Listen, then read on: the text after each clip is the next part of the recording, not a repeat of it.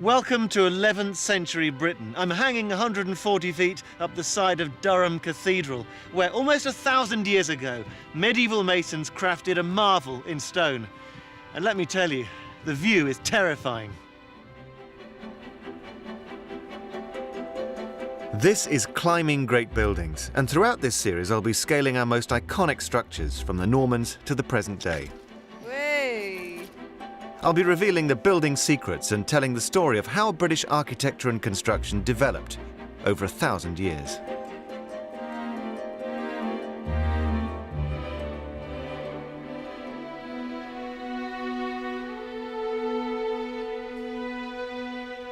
My journey begins here in the northeast of England at Durham Cathedral, built from 1093, in the Norman, or known in the trade as the Romanesque style. If you want to know about the rise of British architecture, there's no better place to start than here.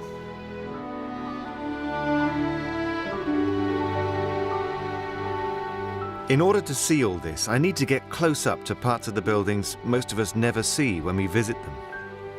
Well done! Gosh, it's beautiful though, look at it.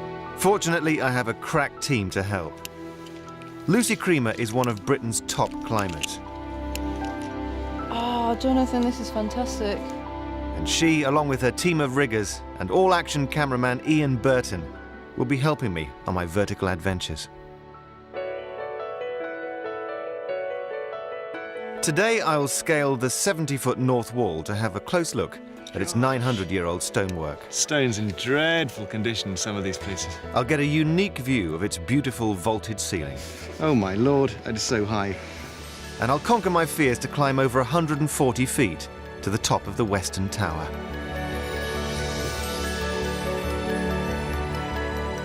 In 1093, when Durham Cathedral began to be built, England was experiencing the biggest building boom since the Romans had left.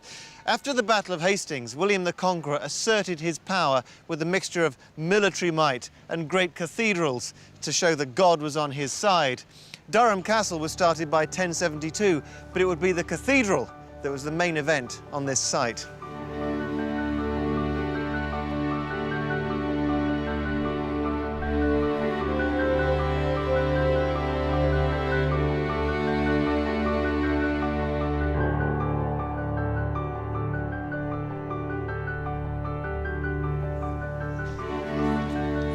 And the result was this, one of the great spaces of Europe. 900 years on, this thing still has the power to take your breath away every time you walk in. It's technically brilliant, the space is thrilling. Imagine what the Anglo-Saxons thought would have knocked their sandals off.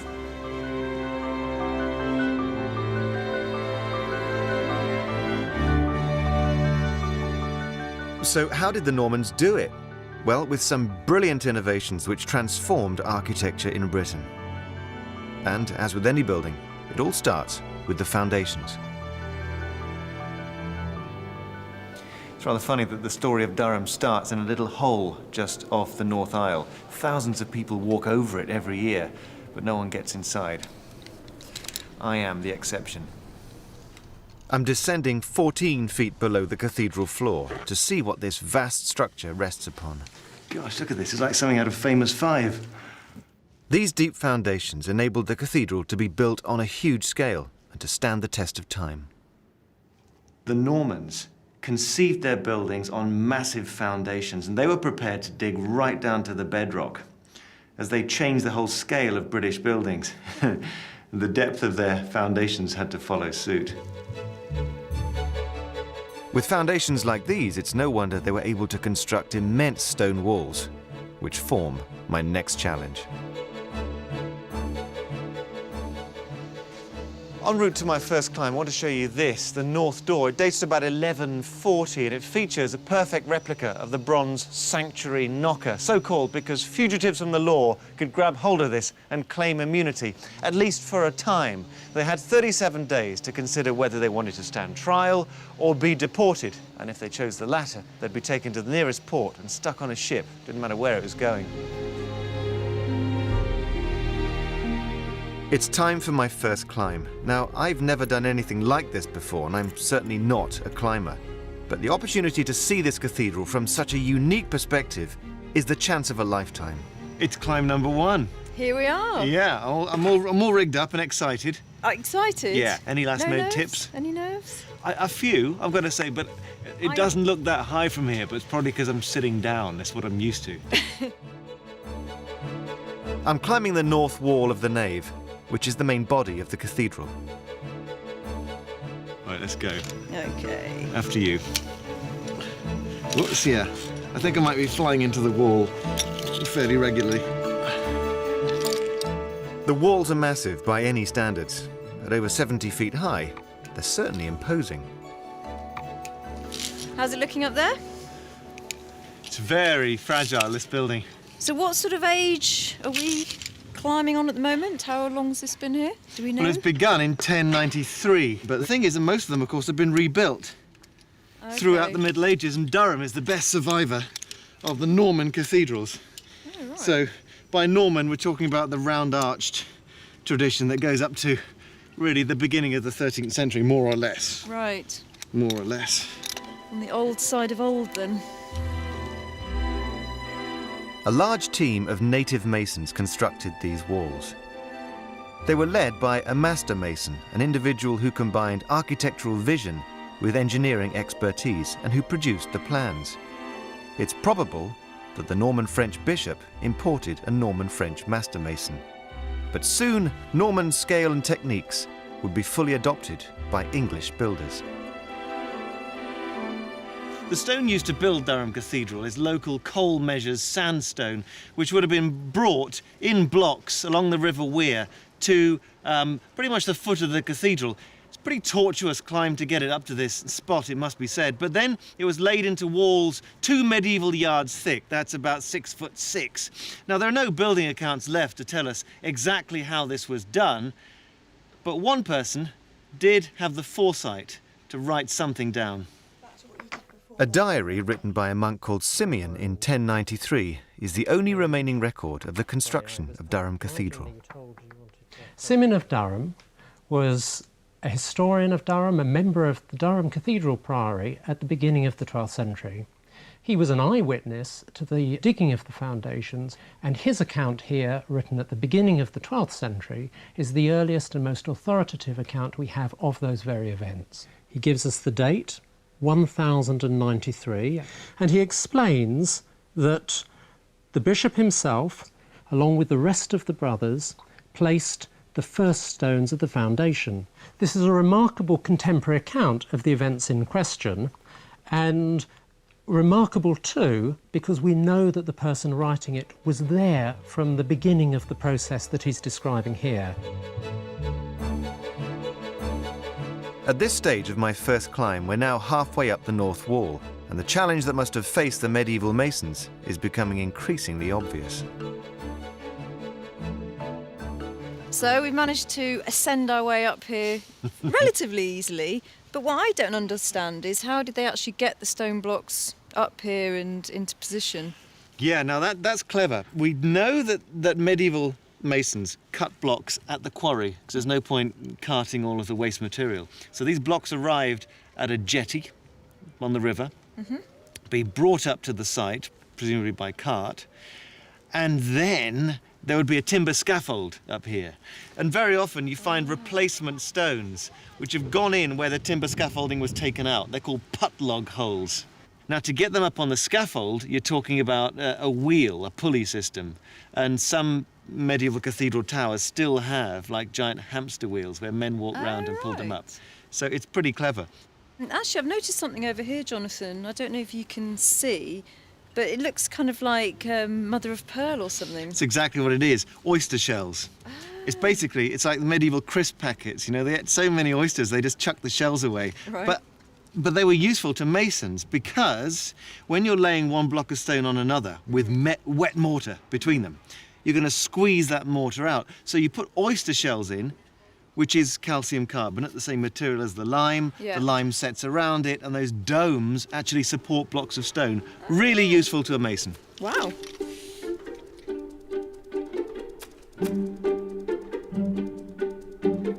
Today, modern quarrying techniques and cement mixers means that we're easily able to churn out vast quantities of cement each day. But back in medieval Britain, making mortar was hot, sweaty, and dangerous work. First, they would have fired limestone to around 800 degrees in a kiln before it was mixed with sand and water. Oh, that's hissing and fizzing. So you can see this is proper alchemy. Is that steam coming off That's it? steam coming off it, and it's getting the heat now. That's why it's a hot lime mix. I mean, that's a strong chemical reaction there, isn't it? Oh, God, yeah. So people in the Middle Ages then using this stuff without goggles and you know... Yeah, it's quite easy to certainly do a lot of damage to your eyes. What about getting on your skin? Yeah, it takes your fingerprints off. I haven't got any fingerprints on my hands anymore. We're doing Have you too not, much really? of this. No. You just see this has turned into a lovely, lovely mortar now. If you feel the heat coming off that. It's very warm, actually, Yep. isn't it? It's like something a cow's just produced. As well with the heat, it sticks very, very well to the stone. And because of the heat, forms an excellent bond with the pores in the stone.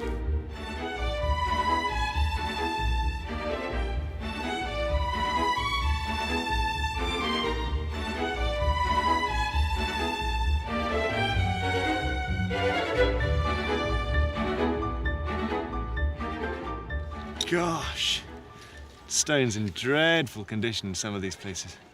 The thing about this local sandstone is it's very soft and crumbly. You can just see it flaking away there off the top. I don't want to touch it. I'll just press my fingers against it. And you can see grains of sand just sticking to them. So centuries of rain and wind are going to wreak havoc here.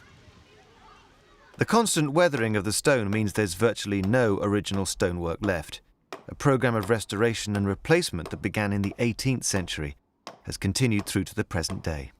So what's the kind of work that you do then? Well, say if there's a stone, say like one of these here, which is particularly badly weathered, so it's structurally unsound, you'll cut it out and you'll make another stone and refit it into the building. I mean, that looks like modern abstract sculpture, that, doesn't it?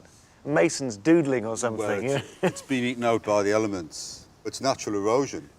I mean, if you look at the building and say, well, it's not a stone building, this is a stone cliff face, you'd expect it to be eroded. So they built beautifully, but the material they had is known for weathering badly, isn't it? It's very porous.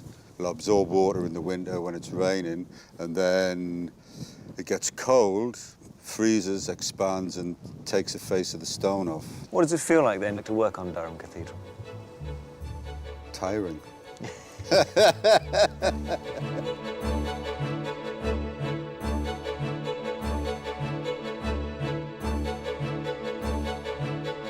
The sheer scale of Durham Cathedral is daunting, but I've only a few feet left to go. We're nearly there, Jonathan, nearly at the top. Your first climb? I'm feeling good about it. Brilliant, Jonathan. Beautiful. That was, Yeah.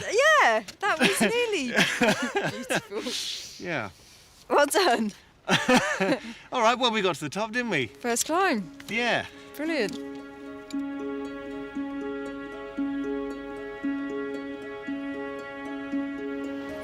I'm chuffed with that. Chuffed with that first climb. It's, I mean, such a big building. It's forbidding scale. When you walk in the cathedral close, you see the entire length of the thing, and it's a Goliath amongst medieval buildings, and you think, you know, it's what it's intended for, I guess. It makes you feel humble, makes you feel small. But I feel a bit bigger than I did a few minutes ago.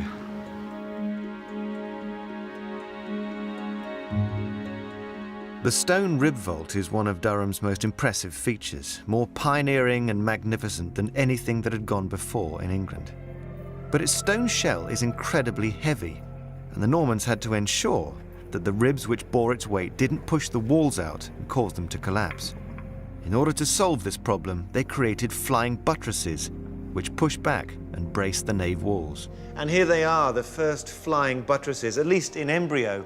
In fact, the Norman flying buttresses are much more slender than what you see today. It's just the uppermost of those three concentric arches which was laid by those Norman builders. Underneath are two more layers added in 1915.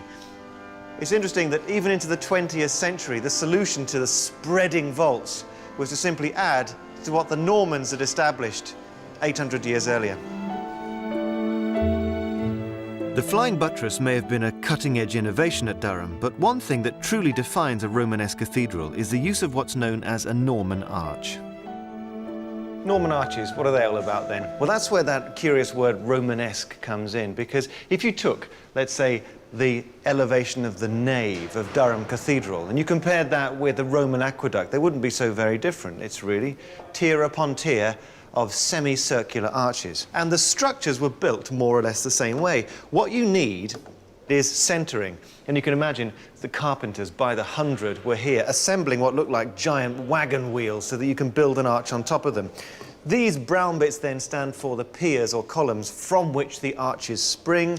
The centering is in place. Now, gentlemen, the scaffolding can go up and we can get on with building our Norman arch. So, here they are, voussoirs, a nice Anglo-Norman word for a section of arch like this. In this case, 5 up.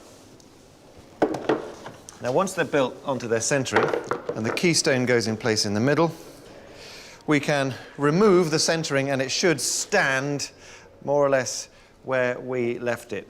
We'll take the wedges out and the centering goes.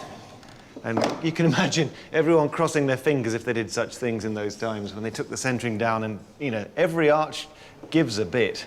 But there we are, hey presto, and it stands.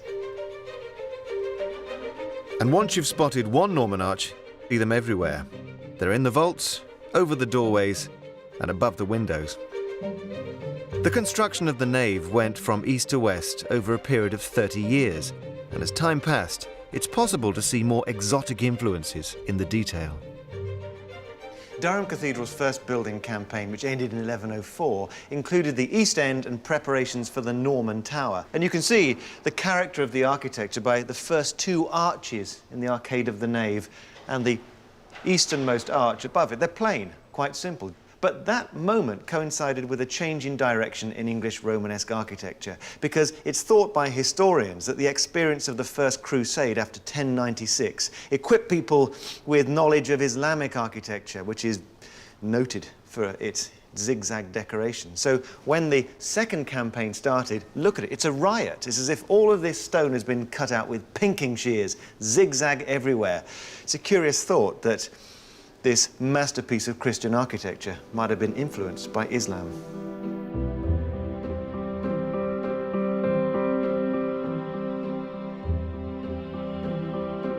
Whilst the Norman arch might be the most defining feature of this cathedral, it had its limitations. If the masons here had stuck to it, it would have been much more difficult to build this magnificent vault. For my next climb, I'm going to go across what's called a postman's walk to reveal how they achieved it. Here we're about 60 feet getting way on. more than that. Are we? Yeah. Sorry, but yeah. Yeah, that's fine. I'd say... I'm quite good, you see, at 80, judging 90. height looking up. It's looking... I'd say it's definitely way more than 60. Now, it's one thing to climb up a building with something solid to grab hold of, but it's altogether different to step out onto something like a piece of string. Wow, Jonathan. Yeah? Looking good? You are going to love this. Yeah? I hope. Yeah, I mean, architecturally, oh my lord. Oh, yeah. Do you know, just you see the whole seating plan in one go. Sorry. That's not This is amazing. I think you made a valuable contribution to the choir there, Luce. That Yeah. double whoop. I forgot we're in a It cathedral. echoed well. Right, here we go. Lucy makes it look so easy, but this is only my second climb, and frankly, I find it a bit scary. Ye gods, that is disconcerting. You can hold the line where the pulley is. Just Oh, that's better. Be careful that the pulley doesn't go into your fingers. Now that's a funny feeling, because it's quite springy up here, and it's like being on some kind of giant trampoline. Oh my, that is so high. The reason I'm dealing with all this fear is to get a good look at the stone ceiling, or vault as it's known. It's made up from a series of crisscrossing stone arches, called ribs. These are the earliest surviving rib vaults anywhere, not just in Durham. We're talking about the whole of Europe. And they do 2 important things. Firstly, they get out of the idea that a vault has to be a stone shell of a consistent thickness, just like half a cylinder. And instead, the vaults are conceived as a series of ribs. It's rather skeletal. Feels like you're in a giant whale's chest or something in here. It's beautiful. To make this beautiful vault level, the masons had to build the transverse arches higher. So they invented a brilliant new idea, the pointed arch. So ironically, when you walk into this most Norman of all cathedrals, you have this forest of pointed arches ahead of you. And what it points toward is the Gothic age. It's hard to believe that changing the shape of an arch could have such a dramatic impact on architecture. But it's true to say that without it, such beautiful, vast, and inspiring spaces would have been impossible to build. I've got to say, once you get over the bendy, squashy ropes and the fact that they seem to be going somewhere when you first step on them, you know, once you sit here and it takes the tension, it's actually incredibly peaceful.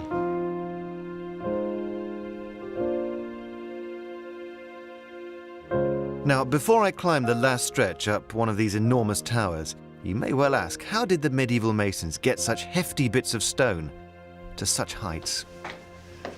Well, one answer lies in this room in the southwest tower. Have a look at this, Luce. It's a windlass. Oh, cool. Grab the windlass, lass. Now, the thing is that these were used in the Middle Ages. This one happens to be 18th century in date, but it's exactly the same kind of technology. A winding system redistributes the weight in such a way that two people could easily lift a ton block of stone. They could also easily lift a man, but unfortunately for me, they don't have a windlass at the top of these towers. So for my final climb, I'm going to have to put some serious effort in. These towers rise a massive 144 feet over the western front of the building. And I hope I have more luck than an early adventurer who apparently climbed them a long time ago. Hey, you know, there's a story, and it's a tightrope walker, 1237. Yeah. Stretches a rope across those towers, walks for the entertainment of the monks, and this fella plunges to his death. Now, What? I don't know if it's the historian in me that doubts that, or whether it's just blind fear that says, you know, that can't happen. That's not going to happen. We have to get outside the tower to start our climb, and I'm beginning to understand that Lucy's never going to take the easy option. Woo! I'm staying calm, but I'm prepared to be petrified. Awesome! I'm back again. She's back. It's a long way down there. Your turn, guys. Okay. Yeah, that was cool. Yeah, a bit scary. Thank you. All right, ready? Oh well, gotta commit. We're off. Well done. Brilliant. Oh dear. Well done. That was a very exposed leap, it has to be said. Gosh, it's beautiful though. Look at it. I mean, you just don't see many sights like that. No. I tell you what though, you just think that the people who built these things are giants. You know, we too easily patronize the past. We call things medieval, Yeah. you know, and talk about being primitive. But actually, it's such a sophisticated thing to have done this. Absolutely. It definitely blows my mind. These towers were completed almost 80 years after the main building, and you can see examples of both Norman and Gothic architecture on top of each other. Notice something slightly odd about this tower. I've climbed past these pointed arches, the type of Gothic arch which Durham seems to have pioneered in the nave when they built those beautiful rib vaults. And I've come up now to a row of, well look, there's some round arches again, aren't they? Yeah. Now there are two possibilities. One is that Durham's builders had stockpiled a whole series of round arches which they wanted to use, but that seems unlikely. You know, these fine mouldings and these capitals are very much like the ones below. But the other, and I think more intriguing idea is that the builders of Durham were so enamoured of their round-arched, so-called Romanesque structure that they had to, you know, bind the whole thing together and continue the style that they'd begun so beautifully.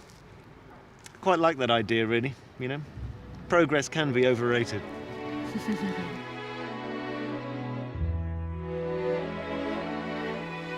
I studied architecture for as long as you've been climbing, 20 Yeah. years. I remember coming to Durham and seeing it from the valley over the way Yeah. and thinking, what a work of wonder that is. And I'm looking back at it the other way now, and it's that takes my mind off the fact that I'm simply not used You're to just dangling off to shoestrings. being, yeah. Oh, don't put it like that, let's go. Two very strong shoestrings. Well, you know, you're reassuring, Luce. Oh. Jonathan, with these big archways, would it have been some sort of fantastic window, giant pane of glass? And what's the point of them? Yeah, they're always set against the wall like this. Right. These are called blind arches. The idea really is to add decoration. They're purely decorative things. It's an investment in these mouldings and its richness on the surface. It catches the sunlight. Right. And it makes the building actually look more solid. It gives depth into the facade. So they're there for the pure joy of it. And on this west facade, imagine when the sun goes down, you know? Gorgeous display of light and shade.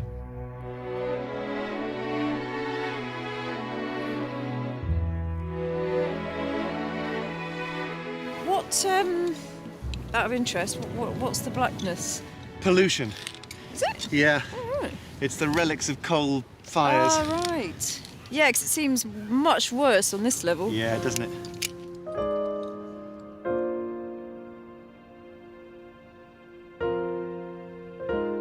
It is an amazing thing for people who built this place almost 1,000 years ago to have had, you know, no side rails, no health and safety, nothing. They got on with it for as long as they could get away with in any one building season.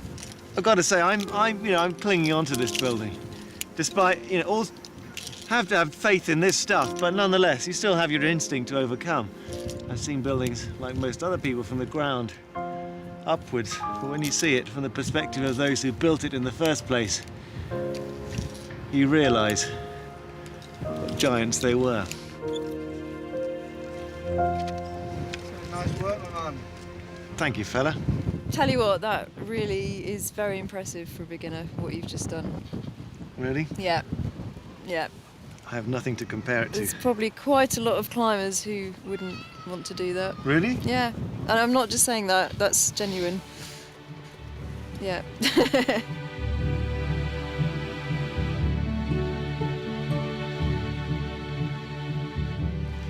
That is a beautiful prospect.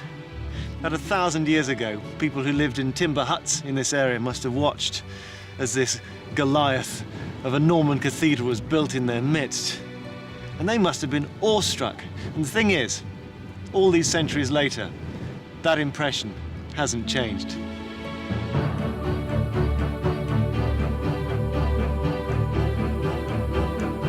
Next time, I climb Lincoln Cathedral, an architectural laboratory where English Gothic style was brought to perfection.